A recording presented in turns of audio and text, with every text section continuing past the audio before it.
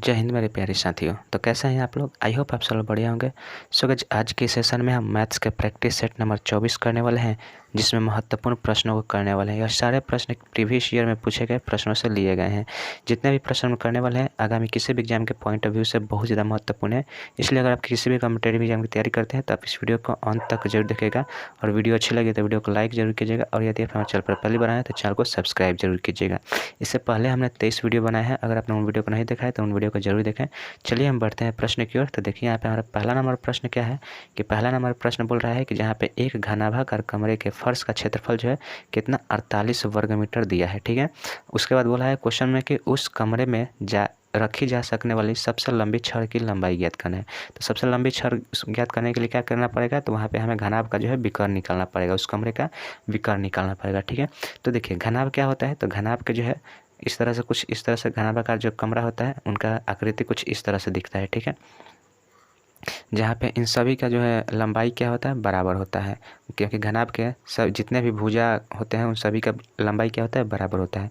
देखिए यह घनाभाकार है और यह जो है फर्श है, यह फर्श हमारा है। घनाभाकार जो रूम होता है, कमरा होता है, उसका निचले हिस्सा को क्या कहते हैं, फर्श कहते हैं। और इसका जो क्षेत्रफल है वह दिया है 48 वर्ग मीटर। यहाँ पे देख रहे हैं 48 वर्ग मीटर बोला है। तो देखिए फर्श का क्षेत्रफल 48 मीटर। तो फर्श कैसा है, फर्श जो है हमारा वर्गाकार है, और वर्ग का क्षेत्रफल क्या होता है, तो वर्ग का क्षेत्रफल होता है भुजा स्क्वायर, और भुजा स्क्वायर मतलब 48 वर्ग मीटर दिया है। ठीक है, अब देखिए यहाँ से हम क्या करेंगे, तो यहाँ से हमारा भुजा का मान निकल जाएगा। देखिए भुजा का मान निकालने के लिए क्या करेंगे, तो ये इधर आ जाएगा और रूट अंडर उधर जाएगा, रूट होगा तो रूट 48 हो जाएगा। अब यहाँ से ए का मान निकालिएगा तो रूट अंडर हम इसको क्या लिख सकते हैं, तो 16 × 3। ठीक है, अब यहाँ से आप अंडर रूट करिएगा तो यहाँ पे क्या आएगा, 4√3 आएगा, 4√3 मीटर आएगा। यह हमारा भुजा की लंबाई होगी, यानी कि यहाँ से यहाँ की लंबाई हमारा क्या हो जाएगी, 4√3। यहाँ पे जितने भी भुजाएं हैं सभी की लंबाई 4√3 हो जाएगी। अब देखिए हमें क्या करना है, इस कमरे में बताना है कि सबसे रखी जा सकने वाली सबसे लंबी छड़ की लंबाई कितनी होगी।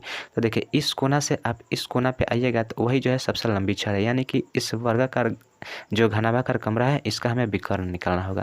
ठीक है, देखिए विकर्ण निकालने के लिए घनाभ का विकर्ण निकालने के लिए सूत्र क्या होता है, तो देखिए घनाभ का विकर्ण जो होता है इसके लिए हमारा सूत्र आता है क्या, a√3। ठीक है, a√3 ये हमारा घन का विकर्ण होता है।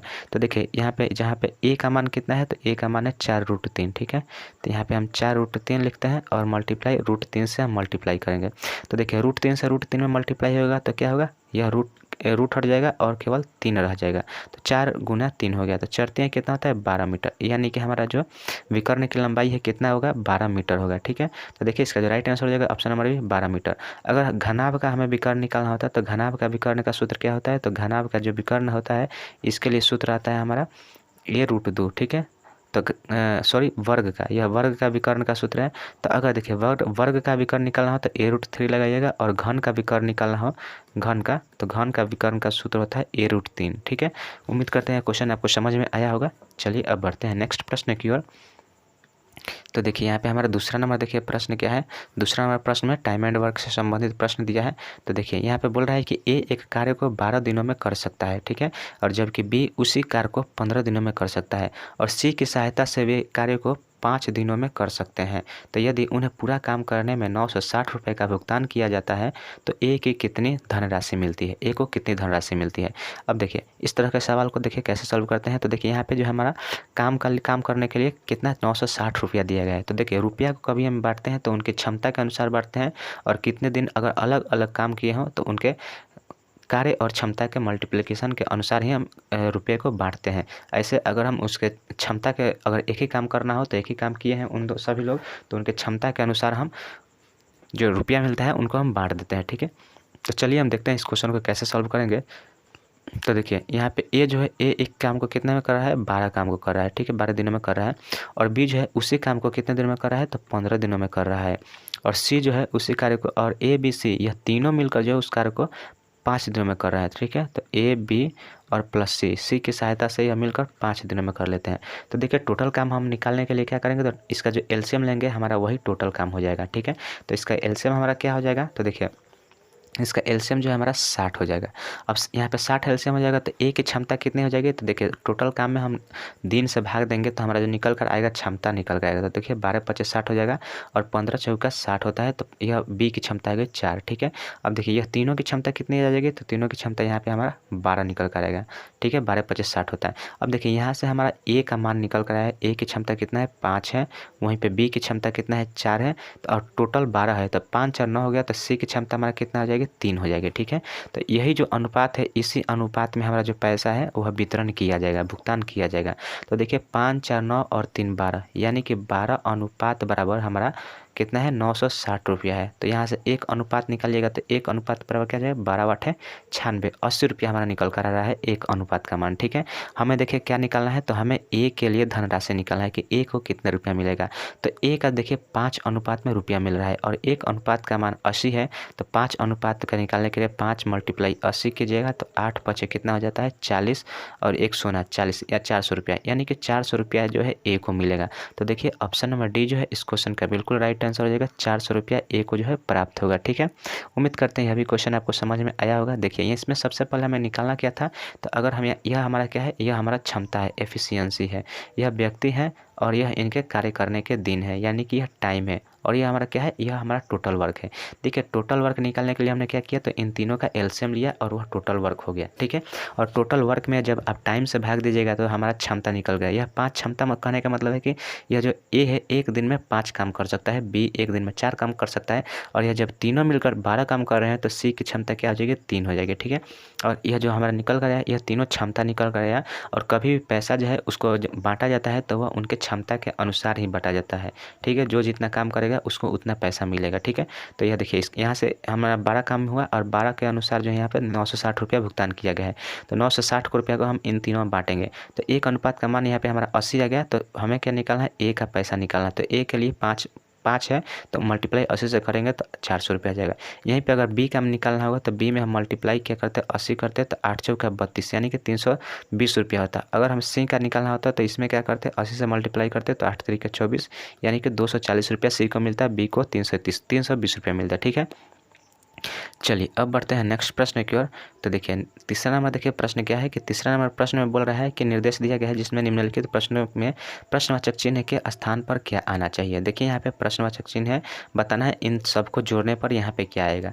तो देखिए यह जो एक सीरीज का प्रश्न है, यह नंबर सिस्टम में एक सीरीज का प्रश्न है, ठीक है। देखिए इस तरह के सवाल को हम कैसे सॉल्व करते हैं।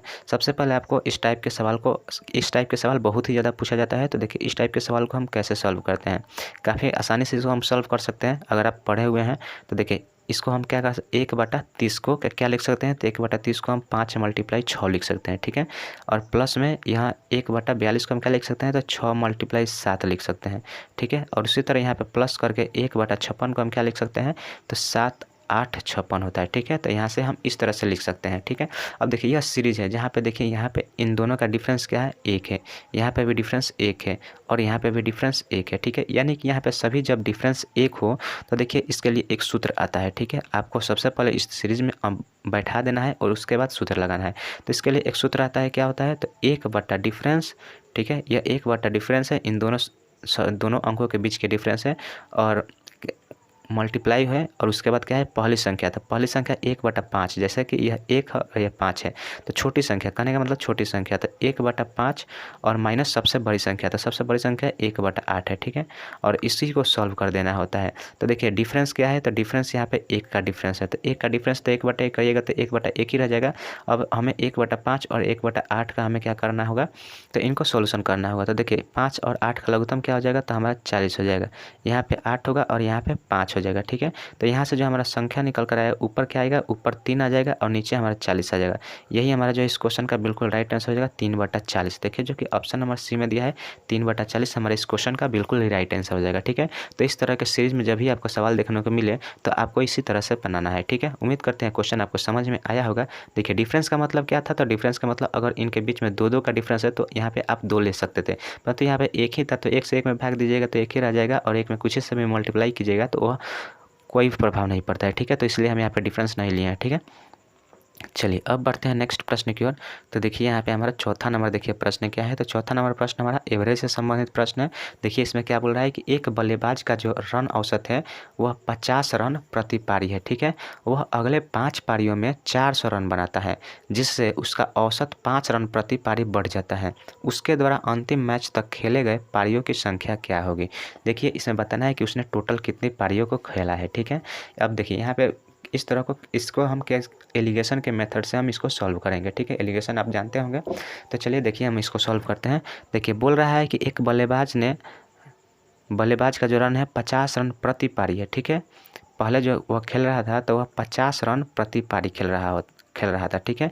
और उसके बाद जो है अगले 5 पारियों, मान लीजिए यहाँ एक पारी खेला और उसमें 50 रन का प्रति ओवर उसका क्या था, औसत रन था। उसके आगे जो है वह 5 पारी खेला है और उसका जो औसत रन है, और उस 5 पारियों में उसने टोटल 400 रन बना है। तो देखिए 400 रन अगर 5 पारियों में बना है तो उसका जो औसत क्या होगा, एक पारी का औसत क्या हो जाएगा, तो 5×8=40, यानी कि वह 80 रन प्रति पारी के औसत स्कोर से वह अगली 5 पारियों को खेला है। तो यहाँ पे हमारा क्या हो जाएगा, 80 हो जाएगा, ठीक है।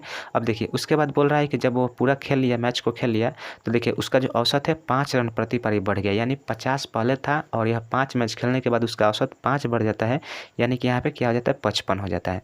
अब देखिए औसत का जो एलिगेशन का सबसे अच्छा तरीका है कि आप उसको, जो बीच वाली जो संख्या आती है वह पहले और अंतिम वाली संख्या से हमेशा बीच में ही होती है। अगर इस तरह से संख्या रहे तो आपका जो एलिगेशन है वह सही लग रहा है, ठीक है। अब देखिए 50 में से आप 55 को नहीं घटा सकते हैं, तो 55 से 50 को घटाइएगा तो क्या होगा, यहाँ पे हमारा 5 आएगा। और उसके बाद 80 में से आप 55 को घटाइएगा तो यहाँ पे क्या आएगा, तो यहाँ पे जो हमारा संख्या है वह 25 निकल कर आएगा। 80 में से 55 घटाएगा तो यहाँ पे 25 आएगा। अब देखिए यहाँ पे जो अनुपात आया है, यह जो अनुपात आया है यह हमारा पारियों का अनुपात है। तो यह देखिए 5 पारी, यह देखिए पहले 5 पारी खेला है तो यह जो है इसका अनुपात है, यानी कि देखिए 5 अनुपात में 5 अनुपात का मान कितना है, 5 के बराबर है। तो उसी तरह से 25 के अनुपात के बराबर क्या हो जाएगा हमारा, यहाँ पे x का मान क्या हो जाएगा, 25 हो जाएगा, यहाँ पे 25 हो जाएगा। और टोटल मैच की, यहाँ देखिए क्वेश्चन में क्या बोला है कि उसके द्वारा अंतिम मैच तक खेले गए पारियों की संख्या क्या है, यानी कि वो जितने भी मैच खेला है अंतिम मैचों तक उसने कितने पारी खेला है। तो देखिए पहले 25 पारी खेला था और इसके बाद 5 पारी खेला था, ठीक है। तो ये दोनों को मिलाकर हमारा टोटल कितना हो गया, 30 पारी हो गया। तो 30 पारी जो है इस क्वेश्चन का बिल्कुल राइट आंसर हो जाएगा। तो देखिए ऑप्शन नंबर ए में दिया है 30 पारी, तो ऑप्शन ए जो है इस क्वेश्चन का बिल्कुल राइट आंसर हो जाएगा, ठीक है। अब चलिए बढ़ते अब नेक्स्ट प्रश्न की ओर। तो देखिए यहाँ पे नेक्स्ट और यही लास्ट प्रश्न है हमारा इस वीडियो का। तो देखिए यहाँ पे 5 नंबर प्रश्न देखिए क्या बोल रहा है कि यह एक साधारण ब्याज से संबंधित प्रश्न है, जिसने बोला है कि 6 महीने के लिए 12.2/3%, यह 16.2/3% है, ठीक है। अब देखिए उसके इतने वार्षिक दर से वह 36,000 रुपये पर साधारण ब्याज ज्ञात कीजिए। तो देखिए यहाँ पे क्या दिया है, मूलधन जो हमारा दिया है कितना, 36,000 रुपया दिया है। और यह रेट है, रेट कितना दिया है, 16.2/3%। और टाइम क्या है, तो टाइम जो है हमारा 6 मंथ है, ठीक है। अब देखिए इसके लिए हमें साधारण ब्याज निकालना है। तो देखिए साधारण ब्याज का सिंपल सा फॉर्मूला होता है, SI बराबर क्या होता है, तो वह होता है P × R × T/100 होता है, ठीक है। यह सभी के बटा हुआ 100 होता है। तो देखिए यहाँ पे मूलधन हमारा क्या है, तो मूलधन जो है हमारा है कितना है, 36,000 रुपया है। और मल्टीप्लाई रेट कितना है, तो देखिए 16.2/3% का आप फ्रैक्शन में बदलिएगा तो यह कितना हो जाएगा, 16.2/3 यानी 48। यह 50/3 होगा। और परसेंट को आप हटाइएगा तो यहाँ पे मल्टीप्लाई 100 हो जाएगा, ठीक है। तो 50 दूना का यहाँ पे 100 हो जाएगा। और यहाँ से क्या होगा, तो यहाँ से 1/, यहाँ 2 आएगा तो 1/6, यानी कि 16.2/3% का जो फ्रैक्शन वैल्यू है वो हमारा कितना हो गया, 1/6 हो गया। तो देखिए यहाँ पे रेट के लिए हम क्या करेंगे, यहाँ पे देखिए मल्टीप्लिकेशन एक बार तो लिख दिए थे, तो दूसरी बार लिखने की कोई ज़रूरत नहीं है। तो यहाँ पे कितना, 36,000 × 1/6 हो जाएगा, ठीक है। और समय देखिए, समय हमारा क्या है, मंथ में दिया है 6 महीना। तो 6 महीना का जब आप साल में बदलिएगा तो क्या कीजिएगा, 12 से मल्टीप्लाई कीजिएगा, 12 से भाग दीजिएगा, तो वह हमारा जो मंथ है वह साल में जो है बदल जाएगा। अब देखिए यहाँ 6 से यह 6 कट गया, बच गया 36,000/12। तो इसको आप काटिएगा तो बढ़तियाँ कितना होता है, 36, यानी कि हमारा जो SI निकल कर आया कितना आ गया, 3,000 रुपया आ गया। 3,000 रुपया हमारा 16.2/3% की दर से 36,000 रुपये का 6 महीने का जो साधारण ब्याज है वह 3,000 हो जाएगा। तो 3,000 देखिए ऑप्शन नंबर हमारा सी में दिया है, तो राइट आंसर हमारा हो जाएगा ऑप्शन नंबर सी 3,000 रुपया। ठीक है, तो आज के लिए बस हम वीडियो में इतना ही रखते हैं। उम्मीद करते हैं क्वेश्चन, ये सारे क्वेश्चन आपको समझ में आया होगा और वीडियो आपको अच्छी लगी होगी। वीडियो अगर आपको अच्छी लगे तो वीडियो को लाइक जरूर कीजिएगा, और यदि आप हमारे चैनल पर पहली बार आए हैं तो हमारे चैनल को सब्सक्राइब जरूर कीजिएगा। ठीक है, तो चलिए मिलते हैं नेक्स्ट वीडियो में, तब तक के लिए जय हिंद, जय भारत।